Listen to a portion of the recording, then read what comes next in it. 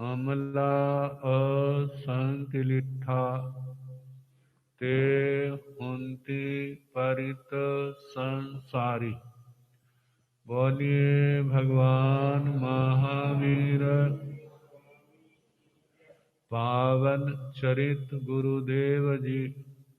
बंदो मन वच काये भव सागर को तरन में करो हमारी सहाय। जिन शासन जिन वाणी सदा जयवंत हो। श्रवण संग सदा अविचल मंगल हो। मुक्ति को प्राप्त श्रमण भगवान महावीर स्वामी उनकी परम पावन कल्याणी भागवती वाणी वाचक प्रमुख श्री इंदर भूति गौतम आदि गणधर भगवंत योग प्रधानाचार्य परम पूज्य श्री सुधर्मा स्वामी जी महाराज, उनकी परम पावन पाठ परंपरा वर्तमान आचार्य ध्यान योगी परम पूज्य श्री शिव मुनि जी महाराज एवं गुरुजन सबके पावन चरण सरोजों में मेरा अनंत अनंत बार वंदना नमस्कार। उपस्थित धर्म प्रेमी सज्जनों, माताओं तथा बहनों, उत्तर भारतीय प्रवर्तक इतिहास केसरी प्रज्ञा महर्षि पूज्य श्री सुमन मुनि जी महाराज का कल सुबह 1 बजे रात भाव पूर्ण हुआ। उनके संबंध में प्रभास मुनि जी ने कुछ कल सुनाया था और आज भी विस्तार से सुनाया। उनके जाने से केवल उत्तर भारत में ही नहीं, सारे श्रमण संघ में एक अपूरणीय क्षति है। उनकी पहचान सबसे अलग थी। जिसकी भी बात सच होती उसको वह स्वीकार करते थे। इतिहास की गहन जानकारी थी। आचार्य श्री अमर सिंह जी महाराज, आचार्य श्री सोनलाल जी महाराज, आचार्य श्री काशीराम जी महाराज, इनके जीवन चरित्र लिख करके इतिहास का बहुत वर्णन दिया। पंजाब गौरव पूज्य श्री अमर सिंह जी महाराज, उनके जीवन के साथ उनके परिवार का बहुत विस्तार से वर्णन किया है। हमें अपने परिवार के कितने संतों का पता नहीं था, हमारे परिवार के कौन कौन से, लेकिन जब उनका इतिहास पढ़ा तो सारी जानकारी हुई। पंजाब के पूज्य श्री अमर सिंह जी महाराज के 12 शिष्य, उन शिष्यों की परंपराएं कहां कहां तक चली, वर्तमान में कौन कौन कैसे है, वो सारा उसके अंदर वर्णन। केवल इतना नहीं है तो संतों का, पंजाब परंपरा की साधुइयां, उनका भी, जिनके नाम भी नहीं सुनाई देते, उनके भी नाम उन्होंने बड़े आदर के साथ उन साधुओं के लिए जितना उनको परिचय प्राप्त था वो क्या उन्होंने वहां पर लिखा। प्राचीन बचपन से ही बड़ी तीक्ष्ण बुद्धि के मालिक थे। किसी बात को गहराई से समझते थे, पकड़ते थे। सम्मेलन हुए, किस सम्मेलन में किन्हों ने क्या कहा उनके दिमाग में था। उनके पावन चरणों में हम क्या श्रद्धांजलि दें। इतनी प्रार्थना करते हैं भगवान, जैसे आप इस मार्ग पर निर्दोष बढ़े, अपना समय ज्ञान ध्यान की साधना में लगाया, संयम में लगाया, हमारे अंदर भी वो कुछ क्षमता आ जाए, ऐसी भावना भाते। टांगों में शारीरिक अस्वस्थता के कारण व्हीलचेयर का प्रयोग बाद में करने लग पड़े थे, लेकिन उससे पहले भी लंबे लंबे विहार। देखो 87 की बात है, 86 का चमासा बठिंडा था।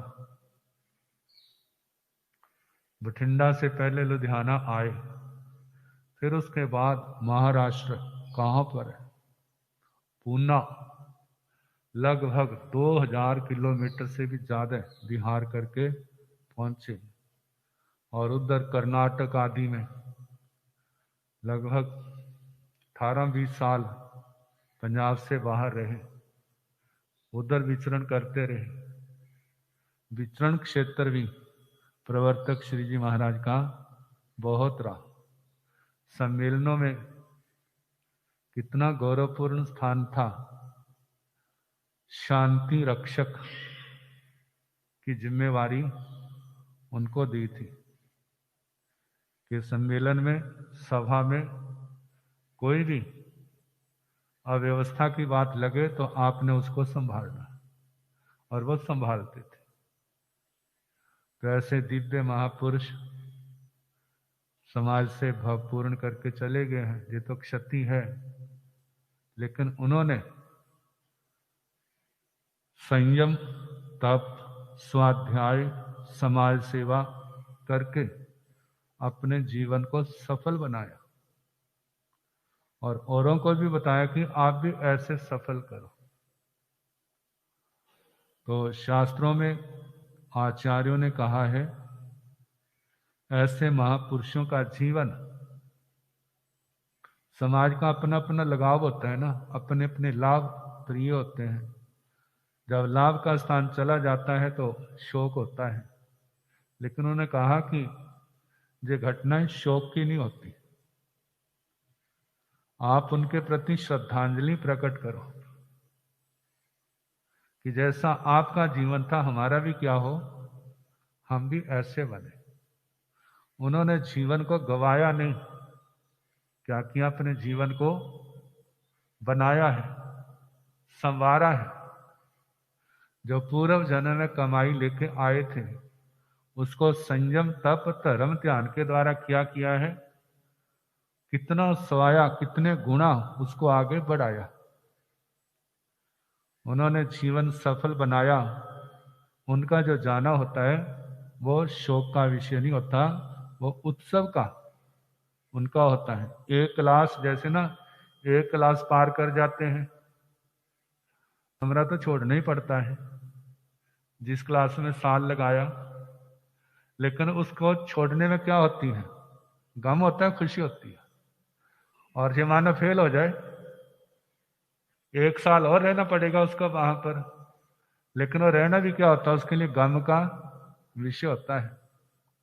तो जे जिनका जीवन संयम, तप, धर्म, आराधना में गया है, उन्होंने तो अपना विकास किया और अगली यात्रा के लिए चल पड़े कि जो काम रह गया है उसको हम आगे जाकर के करेंगे। उन्होंने जीवन सफल बनाया। अंतिम समय समाधि मरण भी आया। वैसे बड़े 84 से पहले जब सिविल लाइन से चले थे तो उनके दर्शनों के लिए गए थे, बड़े प्यार से मिलते थे, बड़ा आदर देते थे। तो वंदना नमस्कार करके, अब शरीर उनका चाहे अस्वस्थ, मतलब कि असमर्थ था बड़ी अवस्था के कारण, लेकिन मनोबल, आत्म बल में किसी प्रकार की कमी नहीं थी उनके अंदर। तो ऐसे दिव्य महापुरुषों के चरणों में हम श्रद्धा सहित वंदना नमस्कार करते हैं। हमारी श्रद्धा के फूल वो स्वीकार करें जहाँ भी है, जैसे जिन शासन की जहाँ प्रभावना की, आगे भी इसी प्रकार आगे बढ़ते रहें, हमारी ये शुभकामना।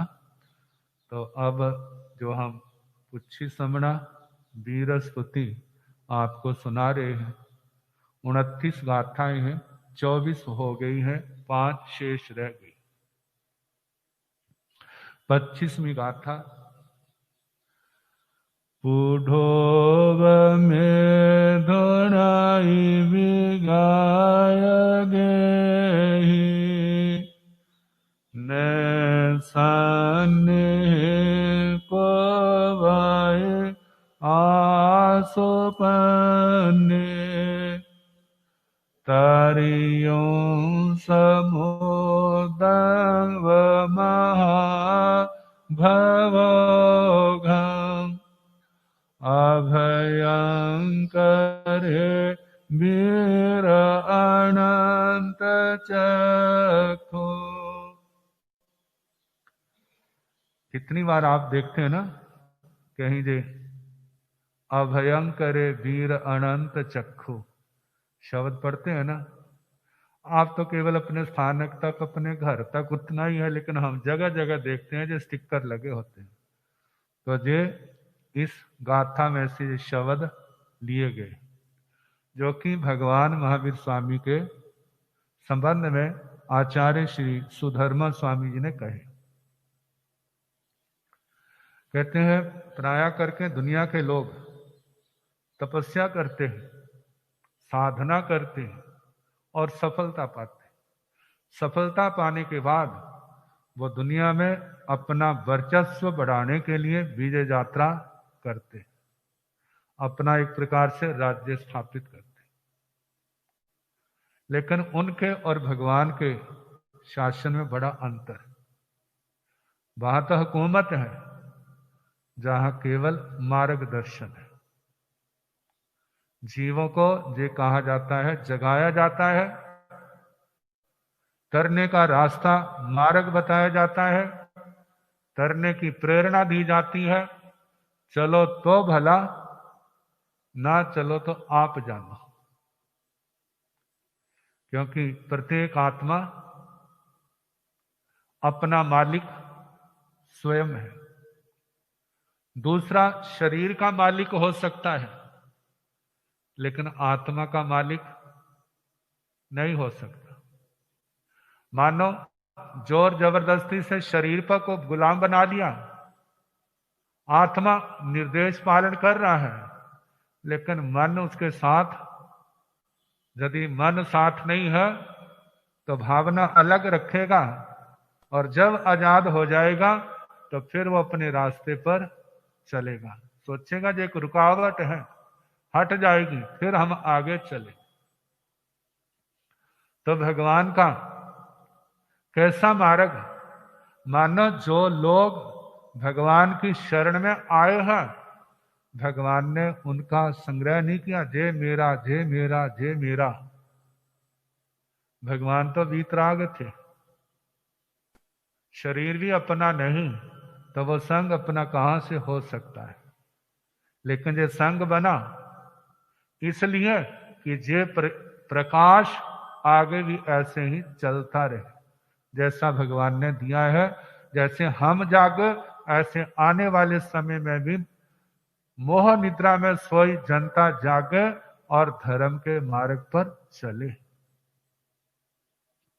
तो कहा भगवान कैसे थे?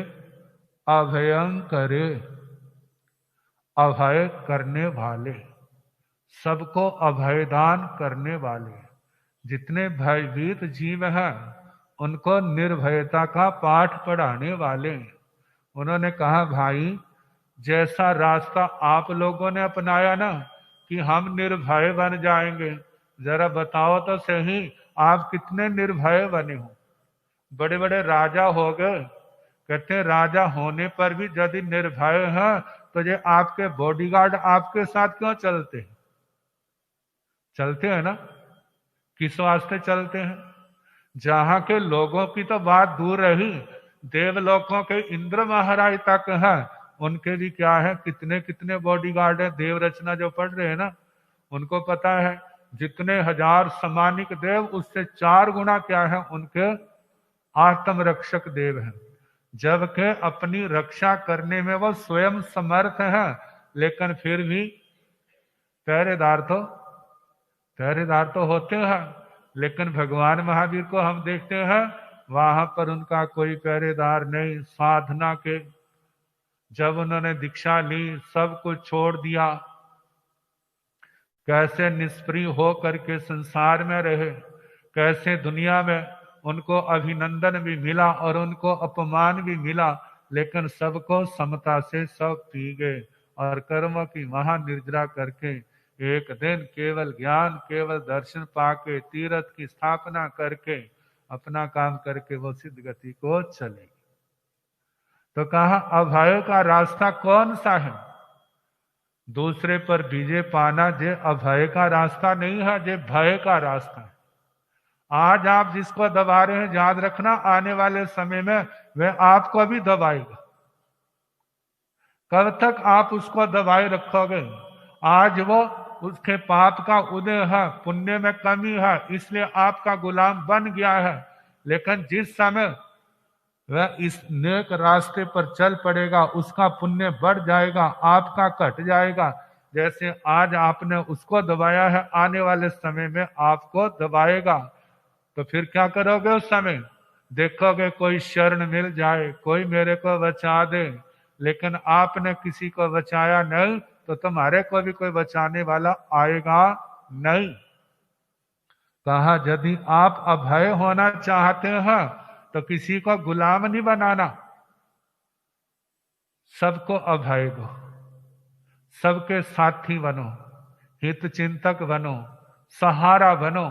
जैसे आप इस रास्ते पर चलोगे, आपका भय क्या होगा? एक दिन खत्म हो जाएगा। कटते कटते बिल्कुल कहीं बैठे रहो, आपको कोई चिंता, आपको किसी प्रकार का भय नहीं होगा। तो भगवान ने किसका पाठ पढ़ाया? अभय का। संसार को अभय करने वाले वीर भगवान महावीर अनंत चक्षु क्या थे? अनंत चक्षु, अनंत ज्ञानी थे, सर्वज्ञ सर्वदर्शी थे। उनके ज्ञान का, दर्शन का कोई आर पार नहीं था। कोई भी पदार्थ उनकी दृष्टि से ओझल नहीं था। तो अनंत चक्षु, ऐसे भगवान कैसे थे? पुढोभ में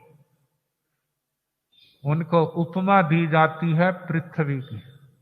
जैसे जे जमीन सर्वं सहा, सब कुछ सहने वाली, गर्मी सहती है, सर्दी सहती है, प्रहार सहती है, कोई माता कहता है, कोई कुछ कहता है, लेकिन सबका पवित्र अपवित्र जो कुछ है दुनिया देती है, सबको क्या कर लेती है? स्वीकार कर लेती है, किसी का प्रतिकार नहीं करती।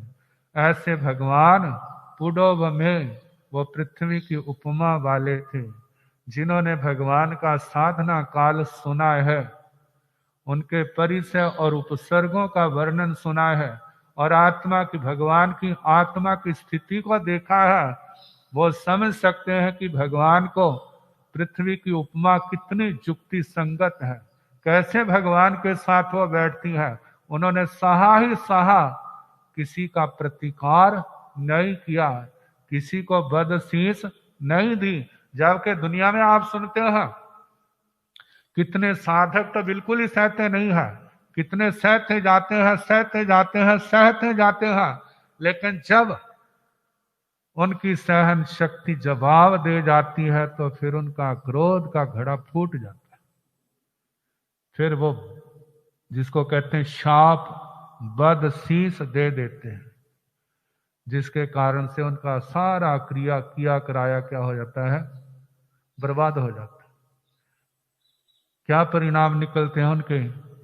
आप कितनी बार सुनते हैं, निदान के माध्यम से जो निदान कर लेते हैं, कोई राग के कारण, कोई द्वेष के कारण, क्रोध, मान, माया, लोभ, वासना, इनके कारणों से जब वो निदान करते हैं, जिसने उसको भड़काया उसका तो विनाश होता है, उसके साथ और कितने लोगों का विनाश होता है। लोगों का विनाश नहीं, उसकी आत्मा का अपना विनाश होता है। सारी आयु भर मार काट में लगा रहता है, भोगों में फंसा रहता है। जब मरने का टाइम आता, मरने के बाद वो नरक और त्रियंच गति का मेहमान बन जाता है, जहां किसने पहुंचाया, उसकी असफलता ने। तो भगवान आखिर समय तक, जब तक केवल ज्ञान नहीं हुआ तब तक अनंत क्षमा, केवल ज्ञान के बाद भी उनकी क्षमा गई नहीं। क्षमा तो आत्मा का गुण है। जब मौनी कर्म किसी का होता है, उदय में आता है, तब जे खंती मुत्ती अजवे मद्वे जो गुण है, इनके ऊपर प्रभाव पड़ता है। यदि आत्म बल ज्यादा है तो प्रभाव नहीं पड़ने देते, आत्म बल कमजोर है तो इनके ऊपर प्रभाव पड़ता है। ये गुण नष्ट होते हैं और कषाय हावी हो जाते हैं और वो आत्मा संसार में भटक जाता है। लेकिन भगवान तीर्थंकर भगवान जितने जिन शासन के नायक हुए हैं, कैसे वो क्षमा मूर्ति थे। तो कहा भगवान कैसे थे, पुडोभ में पृथ्वी की उपमा वाले। धूण आई, उन्होंने घोर तप के द्वारा, ध्यान साधना के द्वारा, अपनी साधना के द्वारा 8 प्रकार के कर्मों को धुन दिया था, नष्ट कर दिया था। निर्जरा के माध्यम से कर्मों के बंधनों को तोड़ दिया था। बिगड़ गई, भगवान के अंदर किसी प्रकार का गृद्धि भाव नहीं था। विगत गृद्धि, बिगड़ गई विगत गृद्धि, जिनका जरा भी किसी के प्रति आसक्ति भाव नहीं था। बिगड़ गई का हम ये भी अर्थ कर सकते हैं, जिनका अपना कोई घर नहीं था, सब कुछ छोड़ दिया था। गेही, गेह कर, गेही जिसके पास घर है, बिगड़ गही जो इस घर आदि से सर्वथा मुक्त है, उनका तो शाश्वत घर है। कौन, वो सिद्ध गति। न सन्निहिं कुकुब्बई आसु पन्ने, आसु पन्ने आशु प्रज्ञ। हर समय कहते हैं जो ज्ञान विषय है, हर समय उपयोग उसमें रहता है, आशु प्रज्ञ है। आशु प्रज्ञ आपको बताया था, वो है मानो किसी भी वैसे तो केवल ज्ञानी के लिए आशु प्रज्ञ शब्द आता है, लेकिन संसार में भी जो अपने सब्जेक्ट में अपने आप परफेक्ट हो और उसके उस सब्जेक्ट के संबंध में, विषय के संबंध में कुछ भी पूछो तो हाजिर जवाब है। उसको ग्रंथ देखने की जरूरत नहीं पड़ती, मैं देख के बताता हूँ, जब मैं विचार के बताता हूँ, ऐसा नहीं, उसी समय जैसे प्रश्न आया और उसी समय उसका उत्तर उपस्थित है, सामने है। कहा ऐसी प्रज्ञा के मालिक आशु प्रज्ञ है। तो भगवान तो क्या थे, केवल ज्ञानी थे, सर्वज्ञ सर्वदर्शी थे। वो पूर्ण रूप से क्या थे, आशु प्रज्ञ, उनसे कुछ भी अज्ञात और अदृश्य नहीं था। कहते हैं तरियुंग समुद्रंग व महाभोगंग, ये महाप्रवाह वाला, ये जो संसार समुद्र है, समुद्र के समान इस महाप्रवाह वाले 4 गति के समुद्र को पार करके, तरियों पार करके क्या हुए, सिद्ध गति को प्राप्त हुए। कौन, समणे भगवान महावीर, श्रमण भगवान महावीर स्वामी। अब इसके आगे जो और वर्णन आएगा, फिर कल जैसे अवसर होगा सुनाने का प्रयास किया जाएगा।